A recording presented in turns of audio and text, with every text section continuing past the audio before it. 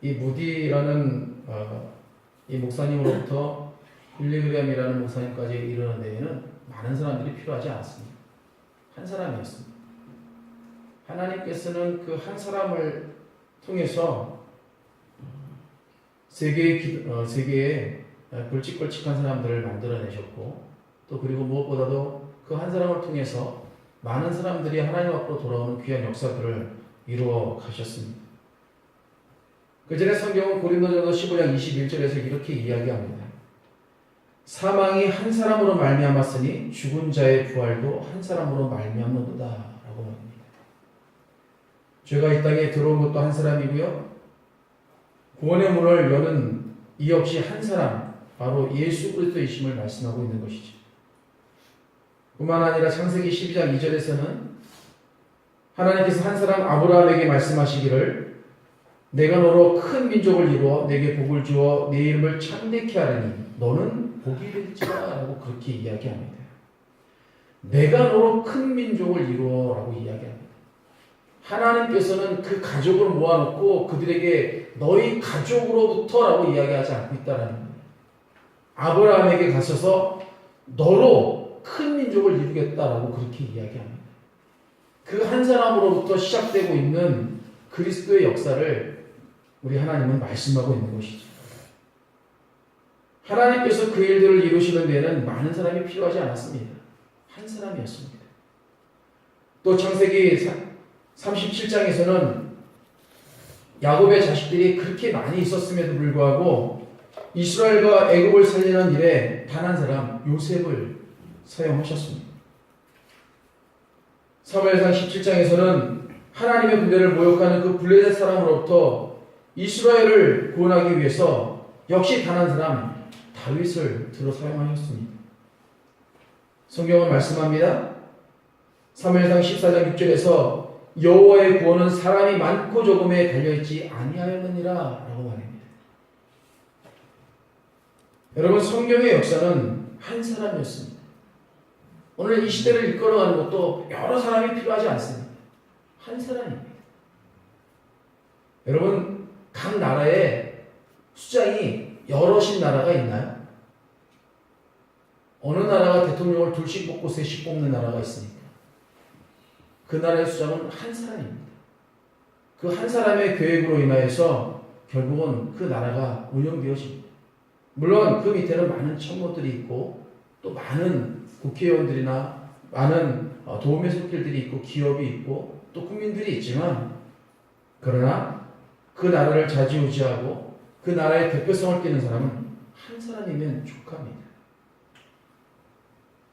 하나님께서도 하나님의 나라를 만드시고 또 이스라엘이라는 민족을 만드시고 그리고 이 땅에 많은 크리스찬들을 만드시는 데에는 가족이 아니라 한 사람이면 좋겠다라는 것을 우리는 성경 여기저기서 발견할 수가 있는 것이죠. 오늘 본문에서도 한 사람이 어떻게 쓰이고 있는지에 대해서 소개를 하고 있습니다. 그 이름은 안드레라는 사람입니다. 그는 그다지 드러나 있는 인물은 아니었습니다. 여러분, 어쩌면 우리들 가운데서도 안드레가 누구지? 이렇게 생각하는 사람이 아마 있으리라 생각합니다.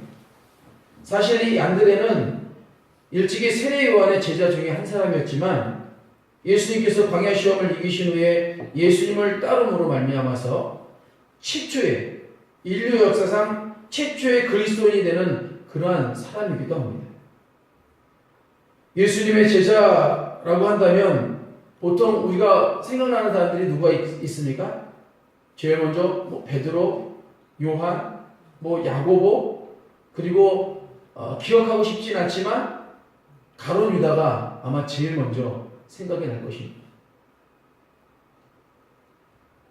그런데 이 안드레라는 이름은 인류 역사상 최초의 그리스도 제자였음에도 불구하고 어딘가 모르게 좀 생소하게 느껴지는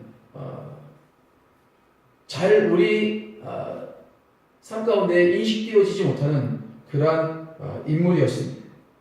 하지만 성경은 하나님께서 그를 통해서 어떤 귀한 일들을 감당했는지에 대해서 이야기를 합니다. 그는 예수님의 고향으로 유명한 그 나사렛에서 동쪽으로 대략 한 40km 정도 떨어져 있는 그런 베세다라는 아주 아름다운 동네에서 역시 어부였던 아버지와 또 어머니 요한나의 아들로 그렇게 태어납니다.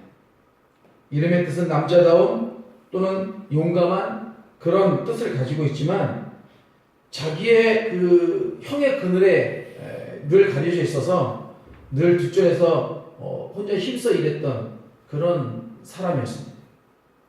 오늘 본문에 등장하는 이 안드레는 작은 어부요 또 개인적인 복음 전도자였으며 또 지조 있는 제주꾼으로서 조용한 마음을 소유한 그런 사람이었죠.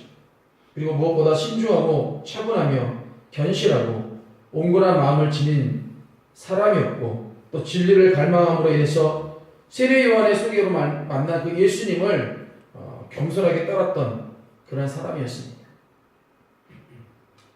안드레는 자기 형이었던 베드로와 같이 훌륭한 설교자는 아니었습니다. 그러나 사람을 하나하나 차근차근 잘 낚는 그런 어부였기는 했습니다.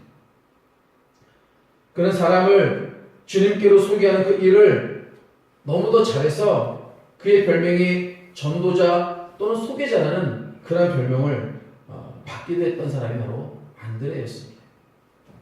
안드레는 자신이 예수님을 만나 깨달은 그 진리를, 즉 예수님이 메시아라는 그 사실을 혼자 가지고 있지 않냐고 형인 시몬에게 전달합니다. 어쩌면 이 사건이 그 복음을 전하는 최초의 사건이 아니었을까라는 생각을 가져보게 합니다.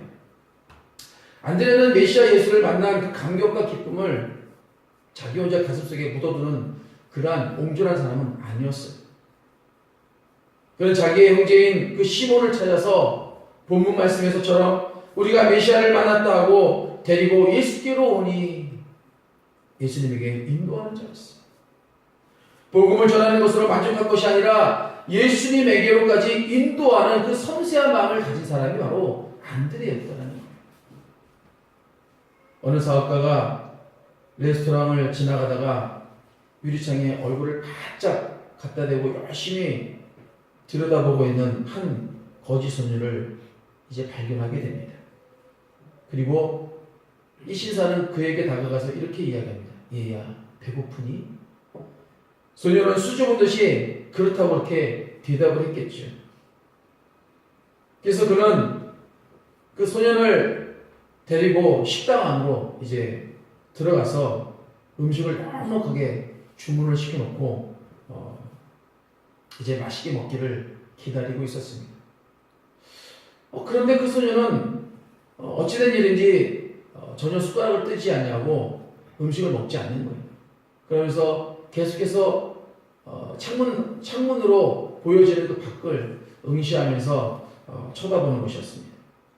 그래서 이 사업가는 그 소녀를 그 소녀의 어깨를 이제 어루만지면서 왜 안 먹는데 맛이 없어? 그러면서 이제 다시 물어보게 됐죠.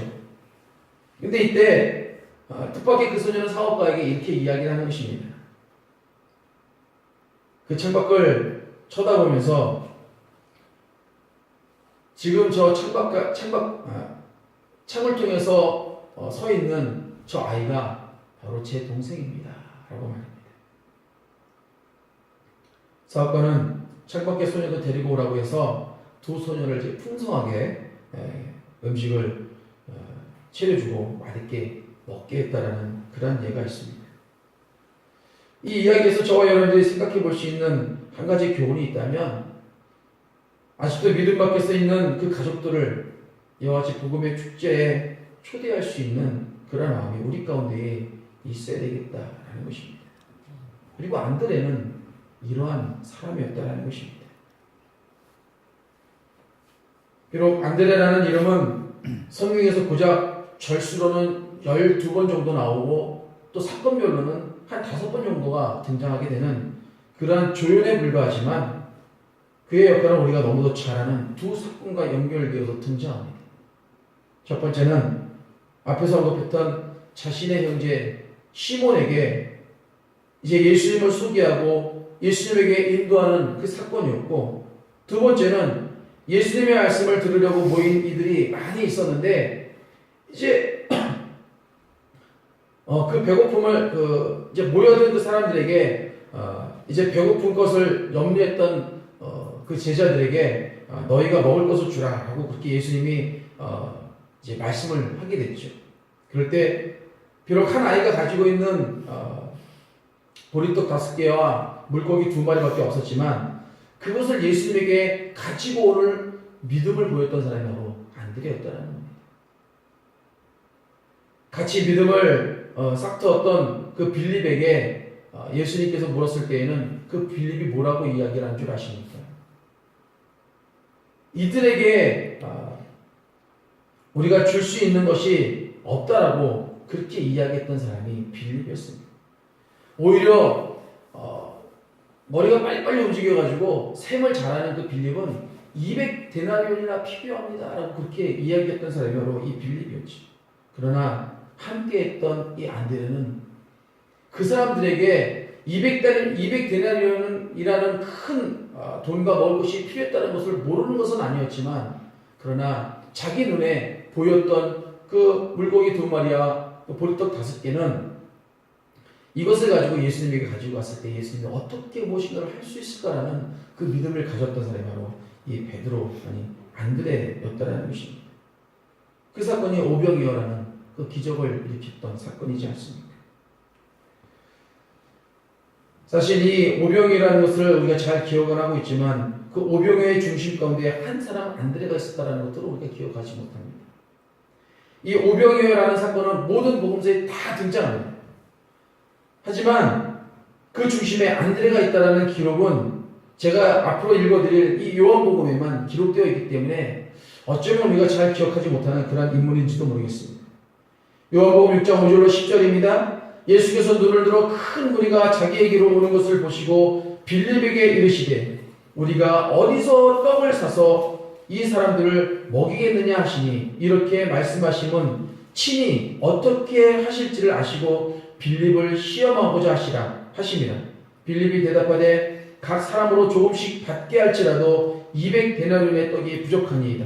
제자 중 하나 곧 시몬 베드로의 형제 안드레가 예수께 여짜오되 여기 한 아이가 있어 보리떡 5개와 물고기 2마리를 가지고 있나이다. 그는 예수님께서 빌립에게 이야기할 때 생각하는 것이 아니라 거기에 모여있는 사람들을 집중했고 그 모여있는 사람들 가운데에 작은 소녀가 들고 있었던 보리떡 5개와 물고기 2마리에 집중했다는 거예요. 자기들이 가지고 있는 것, 그들이 가지고 온 것. 그래서 빌립은 자기들이 가지고 있는 것들을 집중해서 우리는 줄 것이 없습니다. 오히려 200데나리온이 필요합니다라는 것들을 생각했지만 안드레는 아니라는 거예요. 안드레는 그들이 가지고 있는 것에 집중했고 그것을 예수님에게 가지고 갔을 때 예수님이 무엇을 할 수 있을까라는 그 믿음을 이 안드레는 가지고 있었다는 겁니다. 여러분, 우리가 이 땅을 살아가면서 우리는 무엇에 집중하며 살아갑니까? 우리가 가지고 있는 것에 집중하면 우리는 늘 부족함만 바라볼 수밖에 없는 것입니다. 그러나 우리의 집중이 하나님을 향해 있고 하나님이 우리에게 나누어 주신 것에 대해 집중한다면 우리는 그 믿음을 가지고 내가 가지고 있는 것을 가지고 함께 나눌 수 있는 그런 존재가 되어줄 수가 있는 것입니다. 그래서 하나님이 이 안드레처럼 귀하게 쓰는 그런 한 사람이 될 수 있다는 것이지. 우리가 이 땅을 살아가면서 하나님으로부터 시험을 받지 못한 이유는 어쩌면 내가 가지고 있는 것에만 집중해서 그랬을런지도 모르겠습니다. 그러니 부족할 수밖에 없는 그런 존재의 나약한 내 자신만 발견할 수밖에 없는 것이지. 그러나 우리의 중심이 하나님에게 있고 예수님에게 있다면 우리는 가지고 있는 것이 중요한 것이 아니라 하나님께서 나에게 맡겨주신 것에 우리는 더 집중할 수가 있게 될 수 있다는 것입니다.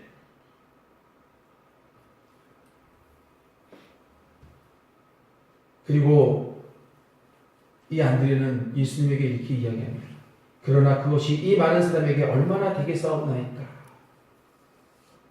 그러나 예수께서 이르시되 이 사람들을 앉게 하라 하시니 그 잔디에 그곳에 잔디가 많은지라 사람들이 앉으니 수가 5,000명쯤 되었더라. 사실 여러분 아시겠지만 이 시대에는 여성들이나 또 아이들은 개수에 들어가지 않았었습니다. 저 장정들만 개수에 들어갔는데 그 장정들만 대략 5,000명쯤 되었다는 거예요. 이 당시에 장정이라고 한다면 만 20세부터 이제 50세 전후반에 있는 사람들을 이야기합니다.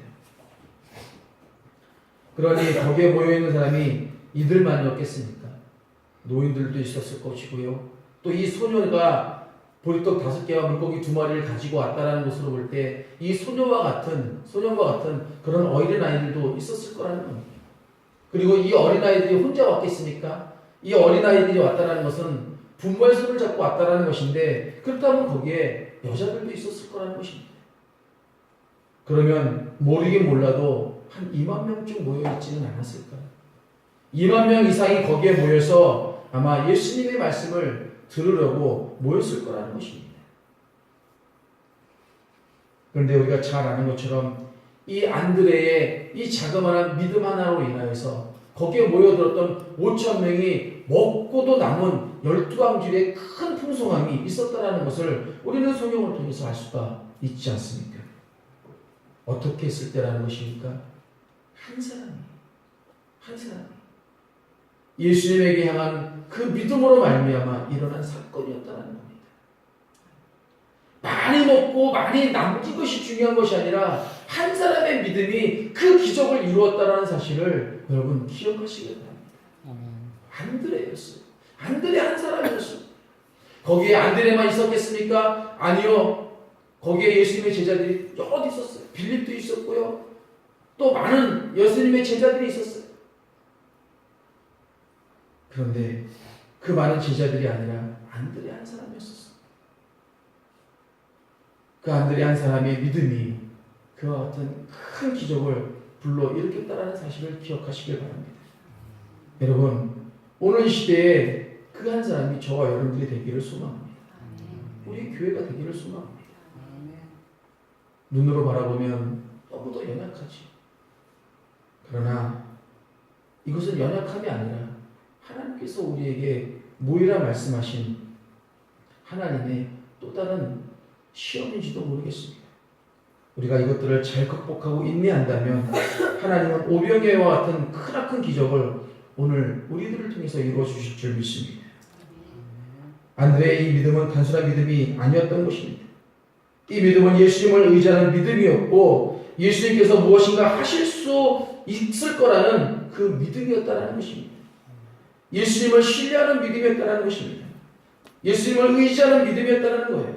그럴 때에 그 큰 기적이 일어나게 되었다는 것입니다. 또한 안드레는 예수님이 십자가에 달리시기 직전에 이방인이었던 헬라인이 예수를 만나고 싶어 찾아왔을 때에 주저하지 아니하고 예수님께 소개하는 폭넓은 인애의 소유자였을 뿐 아니라 예수가 세상을 구할 구세주요 또 예수의 복음이 온 인류를 위한 것이라는 믿음이 있었던 그런 인물이 바로 이 안드레였습니다. 이 위대한 진리를 깨달았을 때에 그 진리를 열렬히 받아들였고 또 다른 사람들도 이 진리를 알게 되기를 누구보다도 원하고 소망했던 사람, 그 사람이 바로 안드레였다는 것입니다. 더군다나 안드레는 자리에 연연하지 않았습니다. 비록 둘째 자리를 할지라도 만족할 줄 아는 그런 사람이었습니다. 자기가 인도한 형 베드로나 동료 요한과 야고보 형제가 예수님의 사역의 중심 제자로서의 역할을 감당하며 그렇게 정작 드러나지 않는 자신을 감당할 때에 정작 드러나지 않는 그 자신으로 인해서 섭섭해하거나 또는 불평하지 않았던 사람이 바로 이 안드레였어요. 우리는 어떻습니까? 우리는 열심히 주의를 한다고 하지만 누군가 알아주지 않냐고 자기 자신이 드러나지 않냐면 왠지 섭섭해요. 왠지 기분이 나빠요. 내가 지금 뭘 하고 있는 거지? 남들도 알아주지 않는데. 왜 주의를 하면서 주님이 알아주기를 원하지 않냐고 눈에 보이는 사람들이 알아주기를 원합니다. 사람을 바라보고 세상을 바라보면 낙심할 수밖에 없어요. 그게 인간의 본성입니다. 그러나 주님을 바라보고 우리를 구원하시기 위해 십자가에 달려 죽으신 그 예수님을 바라본다면 우리는 낙심할 게 없는 거예요. 그분의 영광을 위해서 우리는 이 땅에 존재하는 것이고요. 그분의 영광을 위해서 우리가 교회를 이루는 것이고요. 그분의 영광을 위해서 우리가 자그마한 재능을 하나님 앞에 올려드리는 것입니다. 그러나 그것의 중심에 사람이 있으면 낙심할 수밖에 없는 것입니다. 예전에 이런 일이 있었습니다. 저는 그 사역에 같이 동참하지는 못했지만 저희 찬양하는 사람들, 제가 이제 찬양 사역할 당시에 저희 찬양하는 사람들과 당시에 그 사역했던 지금도 이제 그 일들을 감당하고 있습니다만 여러 사역자들이 일본에 가서 찬양 사역을 한 적이 있었어요. 근데 뭐 일본에 사시다가 오신 우리 집사님도 계시지만 일본의 교회들은 작습니다. 인원도 많지 않습니다. 우리 교회가 지금 이 인원이 일본에서 만약에 세워진 교회라면 정말 넉넉한 교회입니다. 그만큼 일본이라는 나라가 정말 그 복음이 너무 열악하게 들어간 그런 나라예요. 물론 큰 교회들도 있습니다. 일본에도. 그러나 대부분의 교회들은 그렇게 많지 않아요. 10명 미만의 교회들이 대부분입니다. 근데 그 사역하러 간 그분들이 거기서 이제 교회도 이제 건물도 있는 그런 교회였는데 거기서 이제 그 사역을 하려고 스태프들이 갔을 것 아니겠습니까? 사역자들이 많이 갔었으니까 한 20-30명, 그때 한 30-40명 갔던 걸로 기억을 하는데 사역자들은 한 30-40명 모여서 이제 악기 세팅을 하고 이제 찬양을 하려고 준비를 하는데 거기에 앉아있는 그 함께 동참하려고 모였던 그 회중들은 몇 명인 줄 아십니까? 목사님들 가족과 성도 한두 분 정도였어요. 많아야 4분, 5분이 모여서 그 회중을 향해서 30-40명의 스태프들이 하나님을 향해서 청했던 그러한 일들이 있었어요. 지금도 그런 일들이 비일비재하고 일어납니다. 몇 주 전에 저희 교회도 오셨던 그 엘로힘 그 남성 중창단이 이 옥천에 있는 교회에 가서 이제 찬양을 하셨습니다. 우리 또 최홍준 청년과 같이 이제 가서 그 하는 것들을 이제 구경하고 왔습니다만 그 교회도 크지는 않아요. 작아요. 거기도 많이 모이지는 않습니다. 근데 그것 때문에 그 지역에 있는 교회들에게 홍보를 하고 많이 와서 같이 참여해달라고 그렇게 이야기를 했습니다.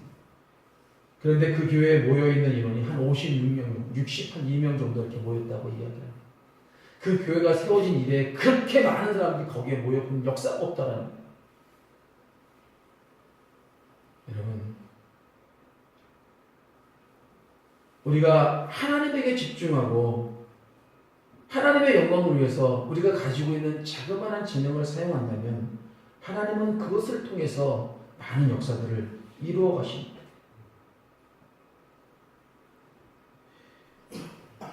이 안드레라는 사람은 그런 사람이었어요. 사람들이 자기를 알아주지 않더라도 주님이 나를 알아주면 그것으로 만족할 줄 아는 그런 믿음의 소유자가 바로 안드레였다는 거예요. 오늘 이 시대를 살고 있는 우리들이 그런 믿음을 가져야 된다는 거예요. 여러분, 우리가 왜 시험도 씁니까? 우리가 왜 때로는 여러 가지의 일들로 인하여서 마음이 아픕니까? 사람을 바라보니까. 그러나 주님을 바라본다면 그 모든 것들이 우리 가운데 어떠한 영향도 주지 못한다는 것입니다.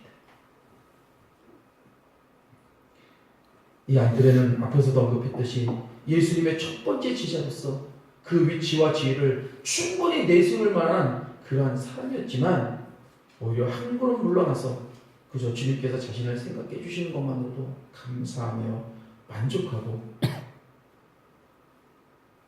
앞서 드러나지 못한 것을 괴로워하거나 분해하는 그런 철부지 같은 그런 제자는 아니었던 것입니다. 묵묵히 자기의 사명을 수행하면서 한 사람씩 주님을 믿는 승리자가 되도록 인도했던 그 사람, 바로 그가 안드레였습니다. 교회에는 베드로와 같은 매우 용감한 성도도 필요하지만, 그러나 오히려 교회는 사람의 눈엔 잘 드러나지 않지만 뒤에서 묵묵히 하나님의 영광을 위해서 일하는 그런 깊은 신앙을 가진 많은 안드레가 이 땅에 요구되는 것입니다. 유대의 역사가인 그 유세푸스는 히스토리 3라는 책에서 안드레의 삶을 이렇게 소개합니다. 이 유세푸스는 예루살렘 귀족 제사장 가문에서 태어났던 그런 역사가입니다. 당시 37년에서 100년 사이에 있었던 그런 사람입니다. 예수님이 돌아가시고 4년 후에 태어난 사람이 이 유세푸스라는 역사가입니다. 실제로 이제 이 유세푸스라는 책을 통해서 이제 읽다 보면은 예수님에 대한 흔적도 이 유세푸스를 통해서 이제 볼 수가 있습니다. 그래서 유세푸스가 예수님을 뭐라고 표현하냐면, 신적인 부분들은 이제 이야기하고 있지 않지만, 내가 살던 이 시대에 이런 사람이 있었다라고 하면서 예수를 언급하는 그런 내용이 그 유세푸스 역사에 등장합니다. 실제 존재했다라는 것을 이 유세푸스는 이야기를 하고 있는 것이죠. 그리고 그가 빌라도에 의해서 십자가 처형을 당하게 되었다라는 기사까지도 그 유세푸스는 자기의 역사 가운데 이제 담고 있는 것을 보게 됩니다. 그 한 사람이 그 안드레에 대해서 뭐라고 이야기하냐면 이렇게 이야기합니다. 그는 에베소 지방에서 열심히 전도하였다. 그런데 가룟 유다 대신 제자로 뽑힌 마띠아가 식인종에게 잡혔다는 소식을 듣게 되었다. 이때 안드레는 그를 구하려고 기적적인 항해를 하여서 흑해연한 코가스 산맥에 있는 수고디아에 도착해서 기적적으로 마띠아를 구출하고 식인종도 거의 다 교화시킨다. 그래서 수고디아와 비잔티는 지금의 이제 터키 수도죠. 이스탄불인데 그곳에 교회를 세웠다라고 그렇게 역사에 기록을 하고 있습니다. 우리는 쓰지 않는 그런 그 책입니다만 위경이라는 것이 있습니다. 이 위경이라는 책 안에는 안드레 행전이라는 게 있어요. 그래서 이 안드레 행전 안에는 또 어떤 내용이 있냐면, 거기에 의하면 그리스에 와서도 열심히 전도하여서 그 지역 총독인 그 애기 아테스의 부인을 이제 전도해서 예수를 믿게 만듭니다. 근데 이 사건으로 인해서 이제 그 애기 아테스라는 이 총독이 화가 났어요. 사실은 이 그 아기 아테스라는 부인이 병에 걸렸습니다. 그래서 이제 병에 걸려서 그 병을 치유해주고 그 치유해주는 사건으로 인해서 이제 이 그 아기 아테스라는 그 총독의 부인이 예수님을 영접하게 되고, 또 이제 또 다른 사람이 또 이제 병에 걸려서 또 그 사람을 또 치유해주는 과정 속에서 그 이 아기 아테스라는 사람 총독 이외에 이제 많은 사람들이 이제 예수님을 믿게 되는데, 그 일로 인하여서 이 총독이 화가 났어요. 그래가지고 안드레를 잡아다가 이제 고문을 하게 되죠. 그리고 나서 이 피투성이가 된 안드레를 그 X자 십자가에 못 박아서 일주일 동안 매달아놓는 그런 처형을 받게 됩니다. 이제 그 내용이 안드레 행전에 이제 등장하게 되는데, 그것으로 인해서 이제 AD 69년에 11월 달에 이제 그만 이제 순교를 하게 되는데, 그 순교를 하면서 이 안드레가 한 기도가 있습니다. 그 내용이 뭐냐면, 그리스도이신 예수님, 내가 배웠고 내가 사랑하고 그 안에 있는 나를 받으소서. 당신의 영원한 나라에 내 영혼을 받으소서. 아멘. 이라는 그 짧은 기도의 내용을 남기고 순교를 했다라는 그 기록이 우리는 쓰지 않는 그 위경 안드레 행전에 이제 기록이 되어 있습니다. 그래서 이제 이 카톨릭에서는 오늘날에도 이제 X자형 십자가를 안드레 십자가라고 이제 그렇게 부르고, 11월 달에 그 안드레 날을 정해서 이제 열심히 전도를 한다고 합니다. 실제로 이제 여러분 이제 길에 가다 보면 이제 성전을 캐톨릭 성전을 보게 되면 맨 꼭대기 위에 X자 P로 되어 있는 그 십자가를 보시게 될 거예요. 그리고 그 위에 뭐가 있습니까? 닭의 형상이 있죠. 이 베드로의 닭입니다. 그래서 이제 베드로가 3번 그 예수님을 부인했다고 해서 그 십자가 위에 안드레 십자가 위에 이제 그 베드로의 그 닭을 형상화해서 이제 올려놓은 그 십자가의 모형을 사용하고 있는 것이죠. 그리고 이제 이렇게 이제 열심히 전도하는 이 전도하는 방법, 즉 그 안드레처럼 가장 친한 사람을 먼저 전도하는 것을 안드레식 전도라고 그렇게 이야기를 합니다. 우리는 요거는 조금은 이제 좀 다르지만 관계 전도라는 게 있죠. 여러분, 성경의 역사는 한 사람으로부터 시작됐습니다. 지금도 하나님께서는 이 시대의 역사를 바꿀 한 사람을 찾고 계시리라 믿습니다. 그리고 하나님이 계획하시고 이루시고자 이제 시작하신 그 역사의 주인공이 오늘 우리 교회 그리고 저와 여러분들이 되시기를 우리를 권하신 예수님의 이름으로 축복합니다. 아멘. 기도하시겠습니다.